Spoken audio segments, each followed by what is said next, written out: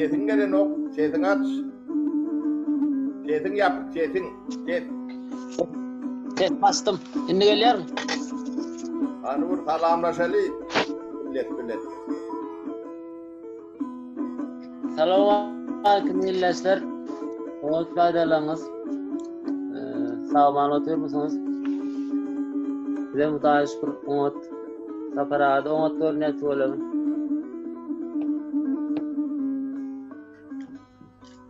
Safara umut mu sizin?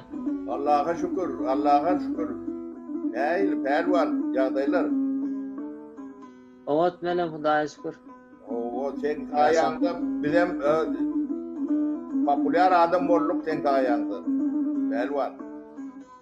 Ay edil olur yalında bizim sizin sayenizde sözümüz ayıtmanı, fikrimiz ayıtmanı öğrenip başladık. Yavaş. Gördüm yaş kıyı takipçilen köpürtür pelvan.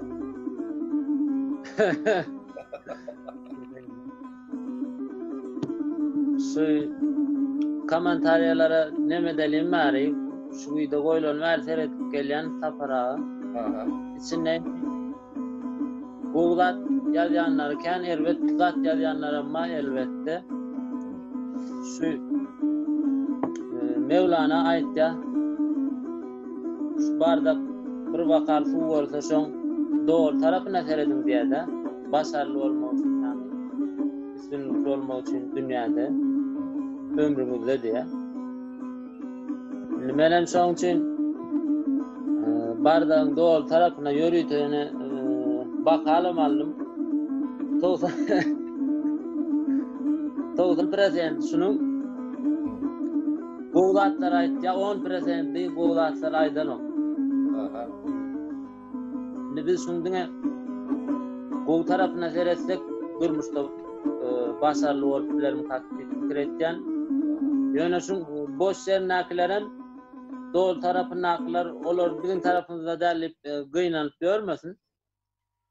Çünkü boş demek nol demek oluyor. Nolun ömrüne bir saniye oyup iyidine düz versen olun bahar ulu oluyor da ne olmaz. Yani solun ömrüne bir saniye gerek. Doğru düşündüm. Katı manidar o tuğulum Mevlana'nı dinleyen mi okuyan mı? Ava YouTube'dan dinleyen. Katı. Bu durmuştaki ervet fikirli adamların doğulanını pekide hemme çağda pekide arasaca olup doğuluyor. Men fikrimce kitaplarına maitmanı uğraşol şu alimler yazıyor şu zatlar şolar ayttan olsa bir nemesi vardır belki. Var. Doğruluğu. Hakikat pelvan. Ben düğüne bir tane önkü yapışımızda da misal getirdim o çağacıklar. Çağı hem merde den doğuyandı. O teviğatı geçtim. Üstüne son beydirilen, beynine salınan zatlardan o taş kavruğuna adamlardan demedi. Şolardan son fikir, hayatiyet emele geliyor. Onun doğru ben razılaşan pelvan. Yani şolara şimdi Goğ tarafından adamlar evet zatları yazılan yerlere evet sözlerle cevap verirler de. Siz beytmen oları beydip evet cevap verip birimiz barimiz Türkmen sayda evet sözlerle gurlaşmamıza gerek yok mu kadar düşünün? Doğruydu yani. Ben 100% ben fikirden pelvan. Sonra bana doktor ben hikayete yakacak diyenle sebepleri var da. Entek sebeplerden doğrulayıp kuturumu da. Ondan sonra senin ben tarafıma geçersin. Yani ben saat ararım beni. Yani yakma karşı rakmanın tak.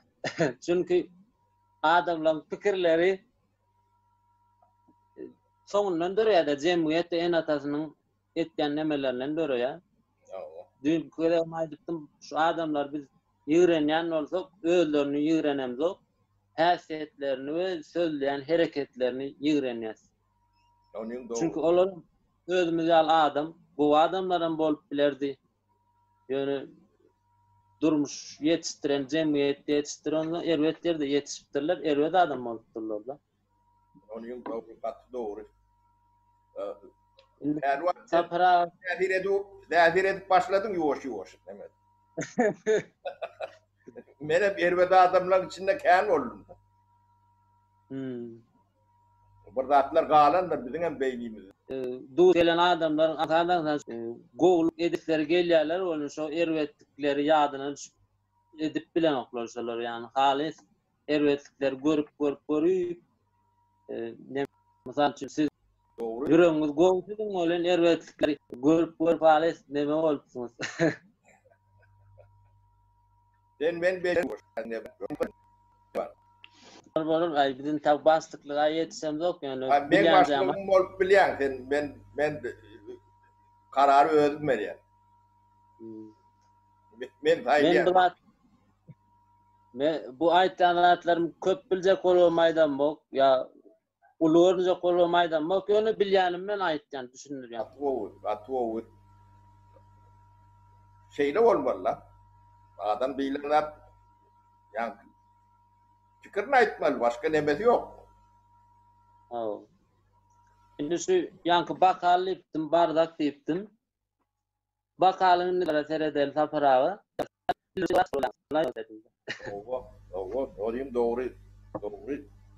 Doğru pelvan. Doğanın komentarlarda näme ýazýarlar? Şoňa bir fikrin barmy? Jogap berjek mi ya geç verecek? Bakal bilen optimal bahalarını düşündüm pelvan. Düşündüm. Başka sorun olsa berine deň hyzmatynda men. Pelvan. Soralar bar sapara men taýinlap koydum ýörýti. Şu birinji sorawym biziň Türkmenistanyň bir taraplygy näme peýda getirdi, näme ziyan getirdi? Ol biziň ýaşlarymyzyň içinde adamlaryň arasynda şeýler gurrunma. Biz ýola çykyp zat golgolun ýa hakymyzy talap edip uğrasak, biziň bir taraplygymyz elimizden gitýär. Ondan getiren peýdalaryny aýdyp berýärler. Bize hiç ýurt çolup bilen ok, eger çolaýsa-da Birleşen Milletler Guramasyna agda ýurtlaryň bary gelip kömek etýär diýilen düşünje bar. Ol hakykatdan hem şeýlemi ka? Ben siz dünýede bolup geçip görün zatlary fiýlensiňiz ha? Şu wagt Siriýada bolup geçen zatlary. Ondan Libya'da, Tunis'te, Mısır'da, Irak'ta.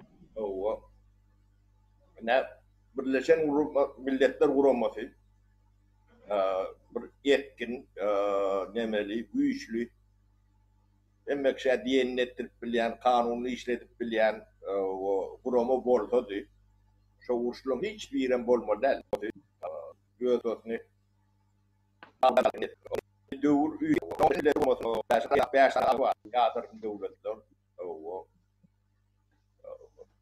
dünýede de 200 ola döwlet bar da. 180 näçe plan edil tahkikdan nemede mokdan. O şolong ykbalyny şo 5 çözýärde. Sowet bizapaslyk. Dünýä 5den urlokala. Bilen? Onun ol 5 döwlet galanyň hemme jetini ykbalyny çözüp biljek demesi ýok. Ol Birleşen Milletler Guramasy barada men düşünjem şolor ýa-da. O gurama de üstüne çodany gorat biler. Türkmenistanyň çodaýany, çojak bolup duranda adam ýok. Türkmenistanyň belasy içinde. İçindäki beladan uly bela ýok Türkmenistan üçin. Ol Türkmenistan ya peýda berdimi, zelel berdimi hiç adam beren ok. Belki de zelel berendir, şoňa nemedip, şonu baýda edip O senin üstünde çöktü. Ya korku bilen halkın üstüne kara bulut iyidir bille. Yani şu datlarım ulan onu bir propagandan bir demesi Parçası. materyali hükümünde ulan ya da propagandan şu varyant siyasetlerinin bunu duruşuna yöne PR propaganda da başka hiç zaten şu beyik serdar arkada neutralitet o hemmesi bir nemen içine giriyor da. Onu adam yalak kullanılan oldu. Da kullanımda da bir üstüne Türkmenistan'ın üstüne çocuk kolturan hiç devlet yok. Onun biz şirket davamız yok. Ne İran bilen, ne Afganistan bilen, ne komşular bilen. O hem meclis bilen stolun başına, tevle stolun başına oturup düşünüşüp olacak meselelerde. Urşak olup yani emetcek olup demez durulan zat yok. Çünkü neutralitet hiç da nol dige propaganda bir ırçağı sen ulanılan demesi. Bula fakt. Bu mu ervet mi ol ikinci, üçüncü mesele olup gidiyor da. Yani şuna çenli son nemesinin belirlen başka peydası olmaz da Türkmenistan'ın. Yani ne çevirmişti? 20 çevirmişti. İşte bu yine bir yankı altın asır yeni alak bir da. Altın asır o köyde kovuyu altın oldu kovu da. Gımmat da konmalı. Çok o da önemli. Yankı bulun Türkmenistan'ın görüyen siyasetin demesi dine ulu yalanın üstüne vurulan devlet siyaseti vardı. Bu da çok yalanın bir parçası. Başka hiç o Türkmenistan'a peyda getiren yerim yok. Dedim öz halkını verecektir. Halkara nemesinden hiç bir nemesi yok da. Telefonlar ben yapayım olmasa bu nemet. Ben düşüncüme şeylere onu yine propaganda için oluyorlar da. Peyda veren orada o sen Türkmenistan'da okardın. Türkiye'de okat görmedin. O Türkmenistan'la kan belki şu zatlar bilip gurlap bilerdim. Bana peydatını yönü tereden indirip ölçeymelidir. Görünüp durun zaten.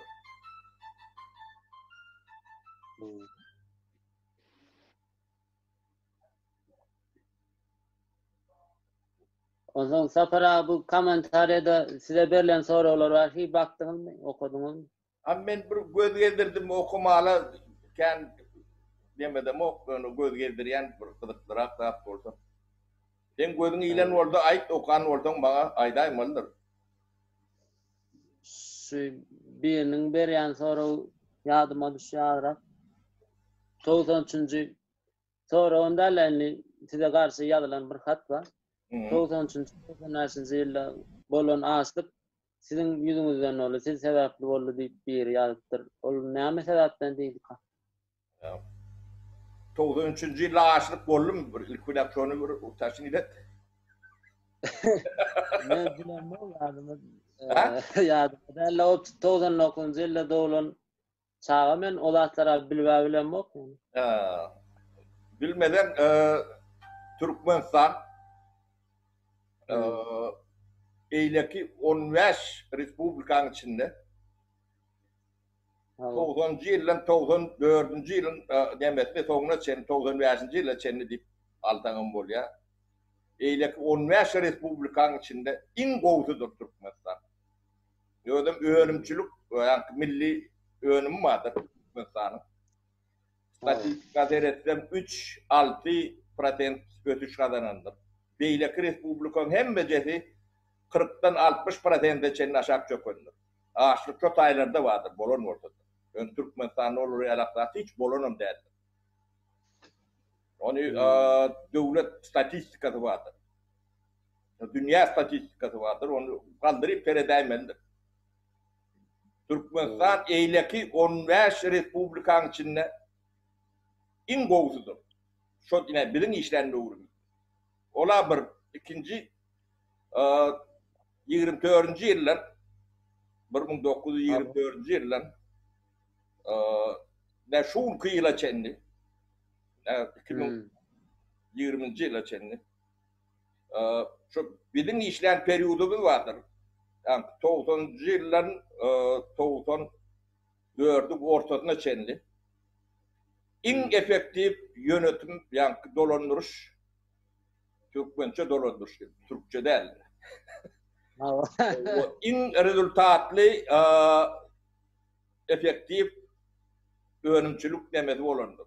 Onun statistiki vardır. Kronikası vardır statistika. Ali peredik göreymeldir. Ana sen 90. yılın ağaçlığına ben verip bilecek cevap. O ağaçlık deyip yadan adam ne adı bilen tuğratu bilen ne karşına çıkıp ay torat bildi. O başka meselede. Diyor adı yok, ödü yok. O iknaimli hiç kim ne bu devirde itin adı var, pişinin adı var, pasportlarım var. O üç arka, dört arka nemelerim var. Bizim Türkmenlerimiz ağaçsız, nemesiz ve şuraya yalak, yani boğru olursun demeye değerlerde. Doğru olayan olsa adı bilen yazardı. Ben planı. O yazmak görmüyor, size öyle size. Ha? Görmüyor size canı size de öyle yazı oturmak gerek gel. Yok yazsa da o adı yok. Onu böyle adı bilen bilem cevabını verir. Şimdi şu an cevabını verdik. O yalancılığını yüzün almadan. O kim diyen belli der. Bilem cevap veriyor. Onun için ad bilen yazmayan neme yani ben kendim neme dedim o. Üntem verem o. Adlı adam bilen ben guruluşum o. Ben onun 200'lü adamlar bilen guruluşum o. Yani aynı afereden de ortasında yine bir Türkmencik oluyor ya kümtücük.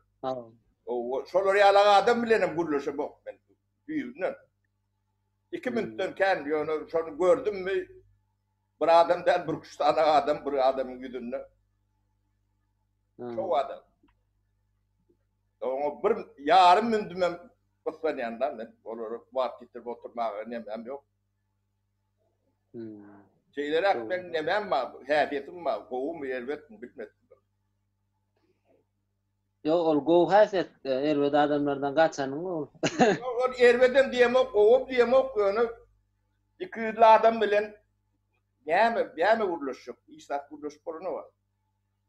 Dur şöyle yalan olsa. Yalan ol yemetmeli vuruluş oturmalı. Ömrün bir mündüne sarf edip gelen yok bana. Bel var. O zaman şeylere doğru düşünce. O zaman şeylere düşünce var yine sapara yaşlan arasındaki düşüncenin size demektenle gönlümel geçiren yani sonra otur Rusya gelmedik olsa Orta Asya'yı almadık olsa şu devletler bolmaz Türkmenistan'ın olmaz diyen algırınlar var. Optimal Türkmenlerin arasında diysen ama olacak. Enatarlardan isteyenler aytlarlar da yaşlarım. Şol doğrum kasa para. Biz devletsiz olurduk mu kak şu vakit? Ruslar bize gelmedik olanlar. Ay onu plandat bolsa di etse deyip vurun etsen palatan alap deme oluyor da. Ol geçen neme ne bolcoklar boluptur. Yani de facto bir var o. Kovum di ervet mi di onu yankı bir oturan milletin üstüne gelip basıp almak kovdat derler. Yine Kızılderililer var Amerika'da misal için. O. O ne Amerikanlar şu an Amerikan kuran adamlar da yakı Amerikanlar o tay Angliyan böyle gerilen adamların bağda. Fransızlar ama. Kızılderilileri yok ediyorlar da. Hem de yerlerini alıyorlar, hem ediyorlar. Bu lokal Amerika'ya devlet kuruyor. O Kızılderililerin bir rezervasyonu yanı çıkanları. Ondan adı Kızılderililer Amerika gelmedik kol, hem Amerikanlar gelip batıp almadık koldular. Siz Amerika bolmazdınız deyip boluyam şoları. Türkmenler şunu alak. Kızılderilileri alak. Gelip yerimde alırlar. Şimdi çöktüler. Yani devlet kurdular. Bu peydal tarafım var. Belki başkaça olurdu. O ne eylek olurdu dinle şu ikimiz pahalat biliyette. Pahalatma oluyor. Bolsa da demek pahalatmak oluyor. O gurrumu deme biz defaktadan yola çıkmalılar. Fakt var. Şonun yola çıkmalılar. Yani bir sen basıp alanı sen gov edip sen bizi basıp alınız deyip bolun yok da. Devlet kuran olsa da kurmadık olsa da yani medeniyet getirme için basıp allık diyorlar da. Yani Türkmen'e medeniyet getirme için fotoğrafları yani Türkmen'in tuzems diyorlar. Sonra yok dillerde ne 1860. 65. 70. yıllarda geçen asır demelerini okudum şu ortak adiyetlerini zaatlarını. Onun ortalar beyik medeniyet deyip o ne medeniyetleridir. Hakikatlerin medeniyetleri beyik. Yani medeniyetsizliği onunla beyik. 10 watt, 20 watt. Şu medeniyetsizlik olan medeniyetinin üstünü basıp yatırıyor da. Aşağıda onun medeniyeti görünen o. Yani beyik medeniyet. Onu boyunlanma diyelim der. Yani medeniyetsizliği onunla beyik. Ben düşüneceğim. Ben ortayı biraz bilen ne? Medeniyetine bilen. Ne bol görslerim ne gör tur yankı ol Moskva'nın en radım tövere goğudur biraz 5-600 kilometre demir adı isten beyikliğine mi görürsün, emmetine mi görürsün da. O atımlı bombaları var, güçleri var o taraftan ne? Yani gücü var beyikliysen bak beyik çok. Beyik medeniyetlerim var, onu da söylüyor. Beyik ulu ılımım var, onu da söylüyor. Yani medeniyetlilik var da. O medeniyetliğin beyikliği, o medeniyetinin 5-10 watt'ta. Medeniyet aşağını görünen o. Doğru. Onun medeniyetsizliği bizim medeniyetsizliğimizden kataşak. Birin adam desen. Yok, yani bir medeniyetsizliği özenleyip bolun yok da. Yani yani çok Kızılderililer malanlarında kinolarda görüyorsun. Onlar bir yavani yankı neme edip korkuyorlar da. Boy filmlerinde atlan seyredensin. Onlar toprağı oryalar. Onlar başka neme der yani onlar neyle kuratı korkuyorlar. Ne çok beyin oynanma diyen nemelen demesi. Ne Cüneyt Khan. O Sovyet demesi bilerim 38. yıla çenli vuruşup gelenler. 37-38'de çenli. Adı ne abi? Basmaçı. Yönü. vatanını oran adam şu. Zan teni bilen. İn son kunemet meçen. Yani Türkmenin tarihine giren yerim yoktur. Yani tehelse yani son kuda vurulurdu burada atlemet. Doğru. Beni kurtlar bilen uğuşturacak olayan o demek. Pervan. Yok, uğraştıracağı olamazsa ben hayranlarla so tarihlerini okan oklar, zaten oklar gönümeliyonu Ruslar gowy diýip ýuwup başlaýar ýerlerde, ýani ondan soň gaharyňy millet sesiň çykarmagan oturýan. Yok bizim tarihimiz yazılmadık. Bizim tarihimizi başkaları yazıptır da. O sen tarihini kim yazsa o sen ıkbalın şolar çözüyorlar da. Biz tarihimizi yönü elementar da atlamızdan bilimiz yok da.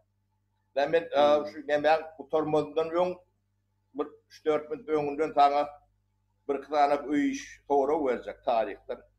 Ondan indiki. Böyle. Bir de senin tayinler gelirsin. Olur. Bizim tarihimiz yazılmadık. Bizim ne şu an yolumuz tapman, o karanlığın içinde yerimiz sermelep görünümüz şonun. Adamlarımızdan teňpe ýalak, ýirak göreceğinden bilmez. Ýirak görýänden bilmez öğrendiği. Bizim beýleki döwletliň Türkmeniň tarihi gaty ullur aňyrdan elýändir. 2,5 min 3 min milatdan öňe gidýändir aňy. Onuň biraz gadasaň ortaňam nemesiniň aşagyna şu Türk demet çıkar. Öňe gowy gadamalla. Doğru. Ol ýanky Altaýdan tä şu wagtky Türkiýanyň nemesinden ol piramidalara çenli, Müsür'e çenli. Dağ galan. Doğru. Ne sen oturan yerlerden bir şu wagt okap görün demegem o sen ejdatlaň gadanan topraklardyr. Sen şu taýda toprak hakyň bardyr. Doğru. Indi men arkaýna Türkmen. O ýanky Osmanam Türkmen. Genderşada Türkmen. Biz o demelen bir ýanky men kakam neme diýerdim. Atamyl bilmän çölüň içinde galan Türkmen biz diýetdi. Gidipdir hem deme. Neme Günnatar tarapa gidipdirlerdi. O Hindistan'a çıkıptır bir gaptalyna orta yer deňinden. Çölle alanlara biz olduk. O atamyl bilmänleri bolmaly. Doğru. Şu yana içinde yank tarih aydanından aklıma geldi. İçinde yazanlar var komentarda. Senin tak yaşacı oğluna ömrün köydürecek mi? Yanır 20 yaşatsın. Ne men bilýän sen intak solar yazan adamlar var. Olar bilen ok mu ka? İstanbul alan adamın 20 yaşında alanını ya nemen Alparslan'ın 14 yaşında sağ olanını zaten bilen oklar mu kalır? Demek Bular men arkamda intak güýjem bilen oklar öýtýän. Bu taýyp çykmak üçin arkamda ullohan güýç gerek bu taýyp çykmak üçin. Ýanky güýç diýilen zat emmejeti ruhdadyr. İçindedir. Ýaşam, akylym, akıl başta bolýandyr. Ýaşda bolýan nädir? Ol adamdan ýanky adyny ýazyp bilmäli gorkýan ne ady bar, ne ýüzi bar, ne kakasynyň ady bar, ne nemesi bar adamlar olaň ýazan zatlarynyň ne degeri bardyr, ne nemesi bardyr. O zatlar ýanky boş adamlardyr. Boşum da hiç adamlardyr. Ýöne takır yer bolmaly. Doğru. O ne korku diyen ordalar bizim nememiz yok mu? Ya ten nemen yok mu? Adam biz çık. O gurloş adam yala fikir alış otuyor. Ha? Elva. Men şular öyle korkuyum nädip degende gurrun gören bir aracık. Bolya. Kaybından menem korkadym illesler. Indi saparagan videolar bir yerden gavat geldi görüp başladım. Indi bir üýt köşüp gelýär maňa gurrun döşlük etýärler, arkaýyn gurlaşýarlar. Menem dinläp oturýum. Şular ýalmele ozan arzu edip başladım gurlaşyp biläýsem diýip. Biz hasan seýdip arkaýynja gurlaşyp biler kaldyp ozan saparagan özüne gönmel jaň etdim. Şular ýal gorkymyz var biz nädip ýeňmelli. Saparaga da aýtdy. Daşaryk çykda ýyldızlara seredip gör. Ozan özüňe seredip gör.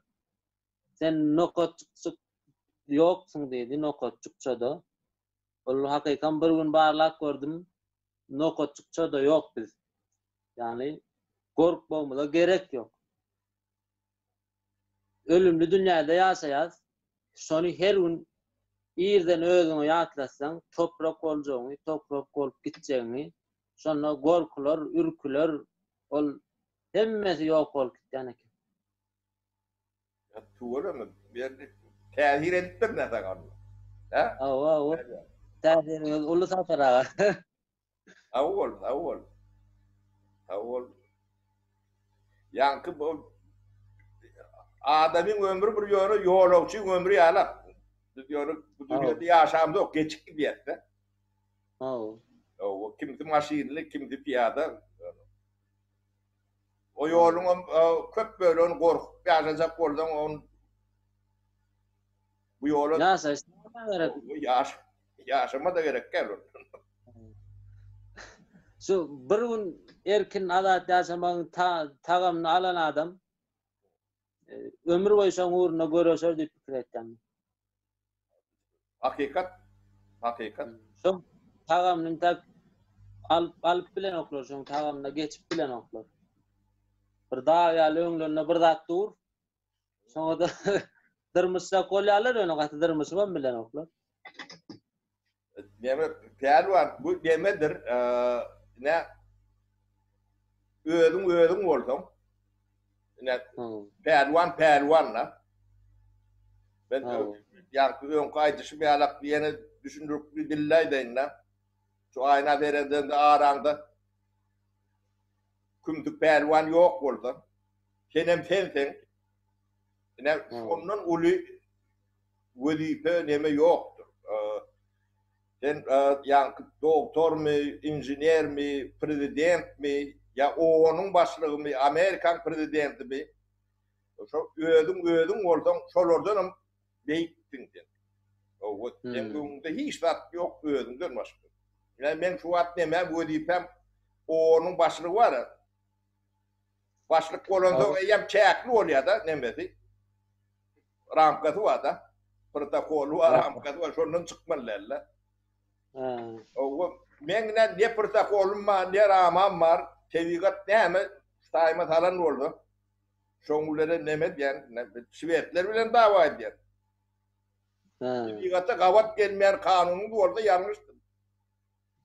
Ýok, diýende olur. Kanun şunu diýerler. Ben ýan bu kanuny çykaran kim? Parlament diýer. Parlamentde de sen nalak bir topor ýarym towada adam otýar. Olan konuyor, doğru olmalı. Tevigatın karşısına gidiyen zaten neyle kabul ediyor. Edemok ştayda da dövüşüp görmün, pelvan. Ben günüm deme. Ben boyun oyarlar. Doğru. Ondan Şolor yalak, pelvan. Yankı ödüm olmalı. Şoňa ýetseň onuň öňünde ne gorky bar, o yalan sözlerden görür durarsyň. O gorky diýanam boşlugyny.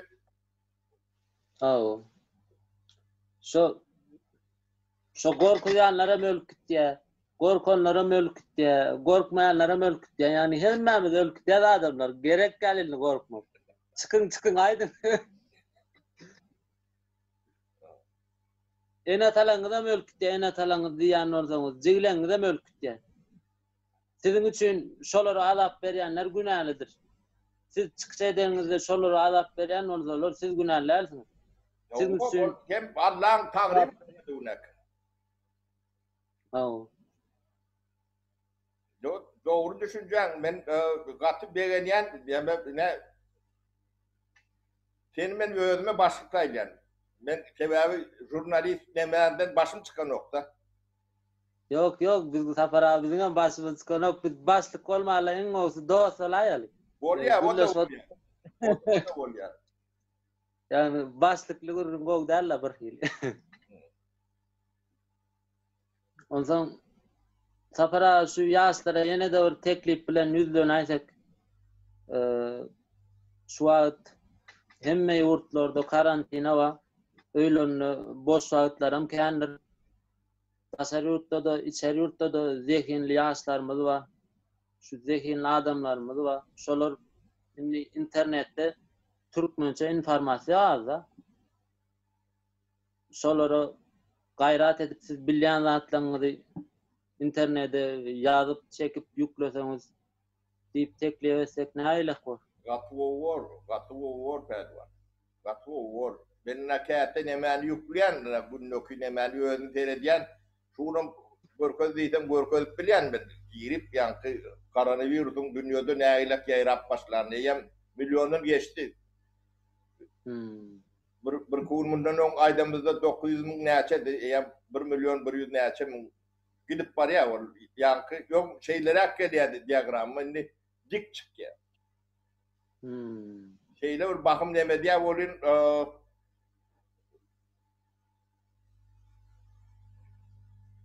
demeder ýalaklar. Gaty nemet. Ben howzala diýip demedem ok bolyn şu öňünden çäresini görmedik yankı soğuksala gatnaşan ýurtlar var da. Şolun ölüm sany gaty kän. Yani ben Şweýetde bilen Norwegiýanyň tapawundaýdyn. O Şweýetde ýem 6000 ýetip gelýär da. Ýöne ölüm sany ýem 360 näçe boldy. Ýöne Norwegiýada olardan hem köprekde. Bir 3-400 deme yankı kedeller. Ýöne ölüm sany 60. O gerçek da. Ne taýinlik diýilen zat şonalak Şweýetler hem gaty yankı demokrat oynan bolýar da. Bu kedel düşünüp ýöne çäresini görseň sen demedik bilýän de şoň yankı tiýdligini gowşadyp bilýän. Ýaýranyna gatmagym ýaýrýar da. Onuň şo izolir etseň şoň demesini nemedýän. Ondan medisina buňa taýinligi ýok. Birinciden yankı kislorod aparatlar var. Şo ýetersiz. Bular ýalak demedilenlerle hiç döwlet hemme döwletde şonalak. Onu ikinciden yankı doktor şonu işledýän doktorlar yankı anestezolog diýen neme diýen ýörüýte şu aparatlary işledýän doktorlar var da. Onu hemme doktoram bilen onu. Olaň sany çäkli. Sen onun aparatyny tapanda da olar birinde bir aýda 5 aýda öwretip bilen o. O yankı lotçuksyz tamalot ýalak bolýar da. Yankı ýöňünde kynçylyklary kän. Sebäbi bu virus buňa hiç döwletem taýinliksyz bular ýalaklar ne taryhda birinji tapar bolýar. Bu soňunyň näýile gutorjagyny bilýän eme ýok. Hemme jeri prognoz. Bilinmeýän düşman en howply düşman. Bu entek hiç diýil alaçyny nemesini tapylan o.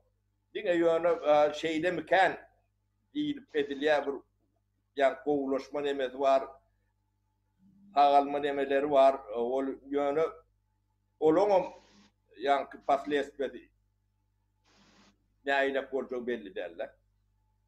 Şoň üçin bu zatlar oýun eder ýalar zatlar gaty bir aýlygan zat tabi. Ýöne Türkmenistanyň bolup görsüni ne dünýä görýän üstünden olup görürler. O da yankı gülönün olun o tayda adamın canı var. O sizin diktatörden korkup sizin çıkarman gördünüz virüs gelip diktatörün bilen sizi bile alıp gidiyor. Bizim takminimiz Türkmenistan'da katı yetki kâin olmalı. Ve yemeğini kaçırdılar da. Kelemin uzunu kaçırdılar. Bunu kovalap tutup bolu nokta. O yankı puluna da beylekli adına da yemedi nokta. Ne o tayiş olur yalak belvan. Doğru sapara. Sağ olun. Şu virüs arada aydıp verenleriniz için sağ olun. Belvan ikimiz yankı mesai vurruna geçelim. Bu virüsleri, diktatörleri bir karar geçelim. Buradan deme yok. Geçelim. Yankı Yankı aydısını anlat. Bizim yankı teritoriyanda da bir kıdıklı atlar vardır. Yönü biz bilemiz yok da. Tarihimizden bilemiz yok. Ne Sarca vaydi beştik bildin hey. Sarca vaydi eşitmenim ben estemem. Ne sana bir üy işi. Sarca vayın kimliğini gören yasin yerlerde yaşaptır. O ne iş ediptir. İkinci Kerkiç deyip bir şehir vardı. Kerkin karşı tarafında Ahmet Eryan Ağır yüzünde Kerkiç diye. Eşitip miydin? Yok. Kerkiç deyip şehirin sağı mı solu mu Ştaydın oturumda demedik bile yok da. Yöne bir kırasında o şu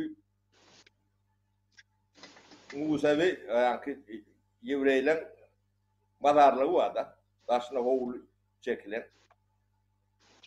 Onun tarihini bilen adam yok. Yöne Yevrey demesi o öyle. Yani demek bir zatlar bolun olmalı. Lan sana şunu öğren rotayda yaşayanlar vardır. Kurtuluşluk arasında. Yani koment yazanlar var. Bu demek yeke sana değil, ben halka. Biz göz yani teritoriyamızda nemelen vardığını, nemeler olup geçenini bilem de o.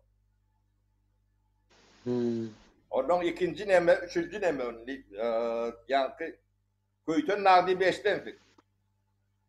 Estmest. Yani şu köytün nağa çıkıp barayakan bir 10-20 minuttan sonra o Sivintovo Rudnik diye kurşun kâni. Taşlanan bir kurşun kâni vardır. Ondan şol kaçan vuruluptur, ne için taşlanıptır, kim ulanıptır diyen nemi doğru. Kadıktan gördük bu şolları yaraklat bilen. Türkmenistan'da kurşun çıkıyor deyip demetmedin, eşitmedin. Yok, estemok. Onun kimleri işleptir? Şunun içinde yani kurşun, uraniyalak demeli de hatta kurşun. Tağlığa katı vereli de hatta olmalı. Yani kendini işlemek. Ondan şu köyten nağın üstüne çıkayan yukarı. Şu tayda bir oğu var. Cennet diyalak bir oğu var. Köyten nağın üstünde. Üstünde. O bağlı, bakçalı şeyler, meyveler var, erikler var, o üydeler var, oluyor, hayran ağlar. Da. O dağın üstünde o neymiş? O ödüm katı kadimi. Şimdi kadimi olun yönü Türkmen'in nemedinden hem kadimim kandiyanlar. Öyle büyük köşük dille vuruluyorlar. Ne Özbekçe, ne Tacikçe, ne Türkmençe. Türkmençe değil mi? Yok, Türkmençe değil. Yani Türkmençe hani öğrenip dururlar. Devavi indi onu gürleşmeyle başka demeleri yok. Ondan çok haysille vuruluyorlar şöyle. Ne şu çarşangı nemedine değişirler o tay rayonunu etrafına. O taydaki nemelen ne kursdaşlığın bilyendir doğru. O meneme öğreneyim. Köpü komentariyada yazarlar demederler. Belki yazıyorum illesler dostlar. Ondan sonra yukarıda kömülükleri var da. Yine şular yağlı kömülük. Uzuyluk diye. Bu kömülük bu ovayet diye de pişirendi. İyiliğe mi ödem olur? O iyiliğe. Ödem büyücü kömülük. Da? Onun şolong bir o yemeleri var. Yani değerli desturları var. O kadimden gelen tamdırlama deyip deme sotaylardan geliyendir. Söz yoklarım şolardan öğrenen olmalılar. Bu düğünü tamdıran eme diyorlar. Üstüne arça rahat koyup onun aşağının ot yak. Onun bu düğünü yiyen pervan. Onun çeşmeleri var. Akduran çeşmede. Son tuğunu çiyen olun bir ağaçtan yeni ağaç. Zindir kör ya mı? Ana şolor yalak yeri vardı, son tarihleri vardı. Biraz bilgi ver, öğren, onun bana da vururum ver. Ne tip olsa? Son aşak düşen köyten dağından. Önünde yine de bir bayır yalak neme vardı. Bir dere yalak, bir giyin neme vardı.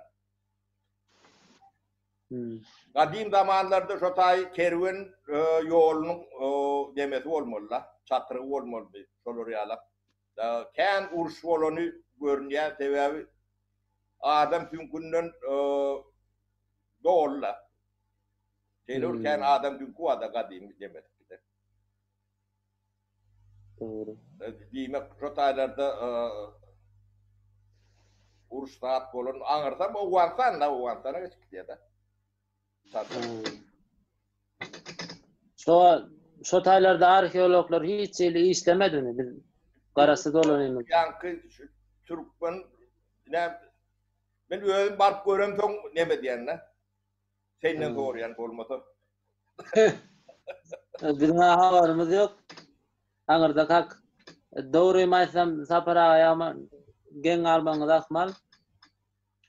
9. sınıfta Sakarçay etraf merkezine pasport almak için gitmeli oldu da sonra ağlaştım. O zaman Gayday makamını dokument düzeltmeli işler oldu yani oldu. O zaman Marşakermidi gördüm. Aşkabad'ı gördüm. Soları alak kesmişim abi. Yo Türkmenistan katı ulur onun medeniyeti öğrenilen o daha çoğunun yokorlarının yani şu Akdağ diyetlerde yok demesi şu Akdağ'ın bilmem o Könürüsten mangarda. Könürüç onun yaptığı suru bir nemerektir. Onun Berik Leninski diye şu Aktepe'dir. O taylarının nemeleri yüzgeşuraktır. Her ovan özüne göre demesi vardır, hem şiveti vardır. O dilem jurnalaktır. Kültürleri. O kadimden gelen medeniyetleri vardır. O dert desturları, o iniş çıkışı, oturuşu turuşu. Onun şu taydan yörep başlarsın, darağına ta gelersin, o tay burada yüzgeşiktir. O Moskovski dip demesi vardır, o tay kosmopolittir eyyem, o taylar karşıraktır, şehirci karşırak, taraf yüzgeşiktir. Hocam düğünden başkadır. Eğer Sakar'dan eğer başlıyor da olur, eğer tarih demelerinden olmalı. Kaç ya. Bir yan iki tarafım şeylere. Lewap vilayet opçu millet kanlıktan şu Lewap vilayetinde. Ay millet aslında bu orta bir milleti vardır yok. Yani urşup gören millet abi. Yani var. Aslımız bir yönü. Ayrı. Gidecek yer yoktur. Biraz onunla karşındır. Biraz bununla ne dilliyle de. Yani bir vakumda bir yer teritoriyada beyleküyle nemetmese yem ütü yap başlıyor da 20 30 50 60 yıllarında yem şiveti öz nemet ya da şu bizimki çöllürek olan son katta neme olman son onun hepsinin öz nemeti emele geliyor da yuvaşlık bile. Doğru. Canlı diye de medeniyetin bağlılığıdır. Ayrılığı derler. Onu bizi nemetcek, ulanacak olup ayrılık edip demediler de. O hem beceri bağlılıktır. Ulu bağlılıktır yönü onu öğrenip onu yankı popülize etmeliler. Benim düşüncem. Abi ben o taylarda katı kendi yerimde şu parkta otlun zagat punktun takçıları vardır. Şolun toğdan sonra dendi men tanıyandır de abi giyeceğiz öyle oturup kuşta oynayadık da şolur öyle. Kuş. Doğru. Ne olarak garranların köprü yani yurdunu ütküdenen olma mümkün oluyor. Onu da tanıyandır. Men şu an safara ağzım kurudu. İlleslenmede de alanyan şu su içecek men. İç. Benim kofi amı çayın.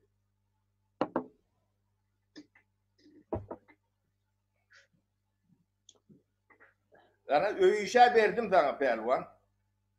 Doğru. Kolya safara. Şimdi bu neler sayda illeslemizden hoşlaşırlar. Erte virun yine de. Ne elin çermeden gel benim tayinlik görün olmadı sen beni katın emedi ya. Alzıras yapma. Neme yankâlerle de nemeler aydayım gol edip yank teklifimizi. Dasına gelip görünüm içinde zehinli yaşlarımız var da bizim içinde. Solar kitabım yazıp bilir. Her hili dillerden go kitaplar tercüme edip bilir. İnternette soların gayret edip yükleyelim. Dostlar, doğanlar. En az informasyon Türkmen milletininki. Olayım doğru. Katı go teklif men ikelim bilen olayan pelvan. Kitaplar yükleyelim, İngilizce öğrenelim, Rusça öğrenelim, bilyanın mükana bizim yani.